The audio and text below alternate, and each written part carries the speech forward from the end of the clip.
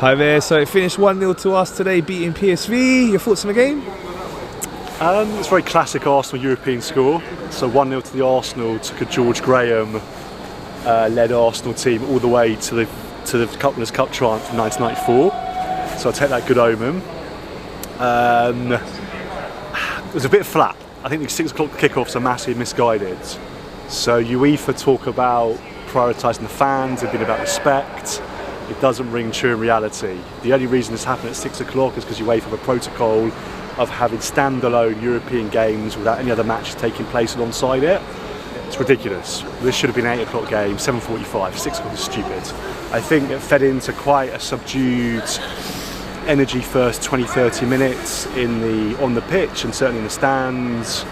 And I think it took Arsenal probably a good hour to really get into anything like the momentum we've seen this season.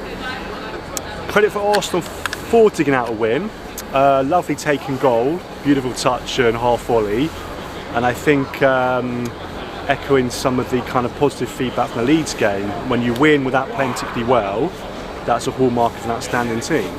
So well done to Arsenal on the pitch for doing that, and long may that continue. Manchester United won lots of trophies by playing not at their best, but chiselling out results. And Arsenal seem to have that habit this season, so yeah, that's very encouraging.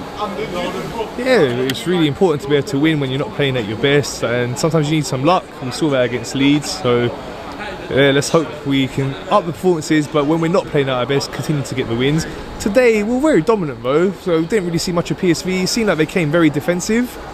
Yeah, I was just thinking there wasn't many times where our keeper was tested. I think sort of midway through second half there was a kind of scrambling dive that was more to keep the ball in so it didn't go for a corner, rather than actually being tested, rather than actually going full stretch to tip over a ball bound for the top corner. I think it's true, it was a very continental approach, but in a very reserved, over-conservative, negative sense. I was disappointed by PSV. I remember seeing them play at Highbury back in the Champions League, 2003 and 2004. They had players like Mark van Bommel, really tall, imposing, elegant central midfielder, combined flair, technique, class, but also steel, a bit like Patrick Vieira used to do. I didn't see any of that today. It was a very sort of ineffectual and unfluent PSV, and I think that this Europa League, it's got some fun and games to it, but I've got to be honest, European football these days is just a massive, underwhelming experience compared to the vintage years when it was the European Cup Winners' Cup, the UEFA Cup and the European Cup. I think this nonsense about avoiding the last 32, if you win the group you go straight to the last 16, and teams dropping out of the Champions League into the Europa League, it's nonsense. It's such a watered down thing of what used to be magnificent competitions. So on a broader structural level, I think that's very poor and needs to be looked at. There are a lot of uproar was made about going into a European Super League. I don't think we have anything necessarily that much better, European-wise, as it is at the moment. I mean, this is like a very, these kind of games are dross, quite frankly. I think that's something that doesn't do anyone any favours. Okay, so we had some good performances today. Gabriel Jesus starting his first Europa League game for us, really lively up front as always. Yeah, that's good. Taking the positives in terms of squads, not rotation, but yeah, like you say, players getting the first taste of European football and keeping the momentum going. And I think Jesus has been. I think he's probably felt a real new energy coming to Arsenal, being the main man up front. Coming from Man City, where he was probably one of a pool of players competing for that limelight. I think he's really risen to that challenge, and that's been great to see. But I can't argue that at all. Yeah, and Saka outstanding again today. Yes, he was. I think that the trick for Arteta is to keep his condition and fitness at that peak. So I don't want to see him overplayed, because he's still very, very young and precocious, and you want to be protecting him. So definitely keep his natural buoyancy and enthusiasm, but a little bit of shrewdness needs to come, because you see what's happened to Emile Smith-Rowe. He's injury plagued, similar talent to Saka, probably not quite delivered as much as Saka has, but he's from, I think, that calibre of talent.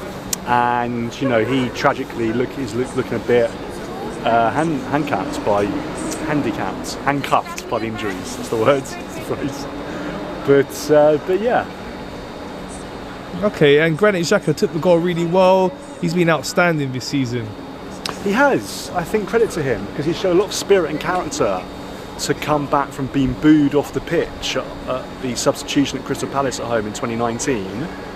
And that was almost exactly 3 years ago to the week, actually, or to the day. And I think, you know, if anyone had been in the stadium that day or watching it on TV and you'd said in 3 years' time the post-match Arsenal theme tune is going to be Granit Xhaka, we've got Granit Xhaka, they would have said you're having an absolute laugh. They wouldn't have believed that at all.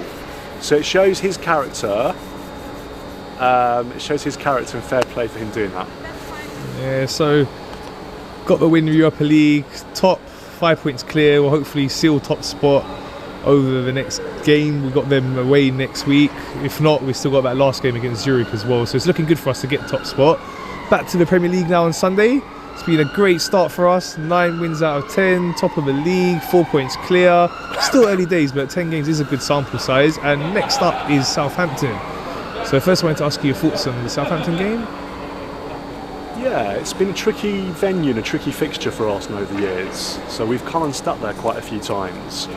I think back to Per Mertesacker sort of struggling to get back on his goal line and try and clear a ball off the line which he couldn't quite get to. So people sort of unflatteringly described him as a kind of a faltering Bambi trying to get back to that. And Southampton, it's a tricky little ground, and it's, yeah, they get behind their team quite well down there. I still feel Arsenal will get a win, but I don't think it will be possession like some might think by looking at the league table. I think Arsenal. No, not at all. Sorry. I think Arsenal will need to be really focused at the races, and they'll need to lift it a few levels from what it was tonight. I don't think this level of lethargy will cut it in a Premiership match. But you saw the transition from playing away in Bodo to going to a hostile Ellen Road last time round. So I feel confident Arsenal will click in, and they've got, you know, 2.5 days of preparation before they need to be on fire again. Okay, correct score prediction? I was going to say 3-1 Arsenal, maybe 3-1 Arsenal. Yeah, sorry, let's go 3-1 Arsenal. Okay, just one last thing. So as I was saying, it's been a great start. Where do you think we can finish this season? We can win it. We can absolutely win it. You know, it's about people staying positive. When there are tricky moments, which there will be, the fans not turning. That's a lot. That's the key thing, actually, because, you know, had we not come back, if we had not got the win against Liverpool and equally against Tottenham, I'm not sure the stadium would have been as, you know, we're all one big family pushing together in the same direction as it has been. So I think a lot of it is keeping the faith when the chips are down and sticking together. But I think also this is such a unique season with the World Cup happening in the winter. So every team will be affected. Let's hope Arsenal don't suffer from the fact that we've got such buoyancy and a great run and it's going to be interrupted. But I think that'll be key. I think trying to manage that will actually determine who wins the Premiership this season. So I think that first game back, only a few days after the World Cup final, and, you know, hopefully there might be quite a few English interest deep into the competition, and even with our other players, there's going to be quite a lot of Arsenal involvement. I think that's going to be a determining factor, and that's never happened before in that particular way. But we can win it, absolutely. But we just got to stay positive. That's what I'd say.